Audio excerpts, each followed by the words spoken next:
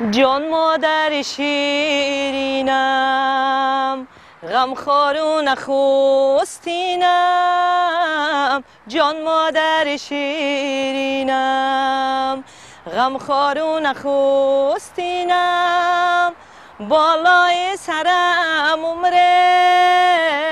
خواهم که تو را بینم بالای سرم عمره خواهم که تو را بینم وطن قدر تو را دانم بود مهری تو ایمانم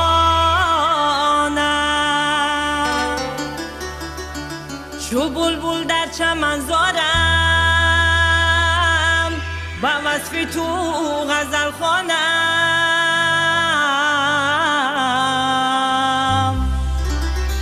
با وصف تو غزل خوانم ما کی بر حسن وطن عاشق شیدا هستیم عاشق شیدا هستیم در ژانر فلک سروده بسید سرچشمه باغ بلبلان ای وطنم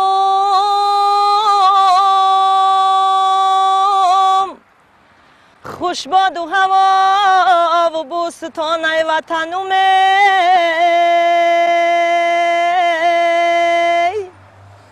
یک باری دیگر باد وزد ای وطنم دل کنده کنم یادی غریبی نکنم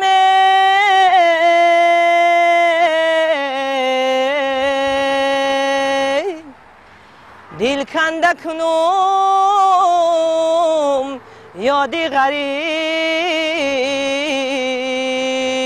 نکنم حسنارا تا به امروز عاشق شده باشد. البته هر یک انسان در زندگی عاشق می شود. بی عاشقی فکر میکنم که زندگی معنی ندارد. نمیگم که پروینه به کی عاشق شده باشد یا به چی. خوب میشد با سروده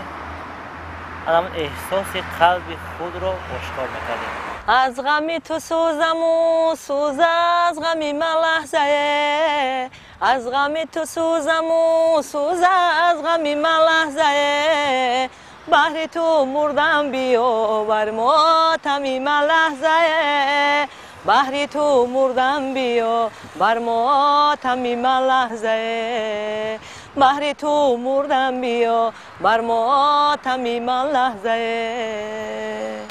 تاقی بستر تاقی شاهی بسترود شینم سر کوچه ها پرسون خبرود تاقی بستر تاقی شاهی بسترود شینم سر کوچه ها پرسون خبرود شیشتم سر کوچه ها نامد خبرود شیشتم سر کوچه ها نامد خبرود بیاد شدای بچه بریز جیگرود بیاد شدای بچه بریز جیگرود شرارای خودی رها زیشقی دیری نیما اگر سویاد آید دلم با فریاد آید اگر سویاد آید دلم با فریاد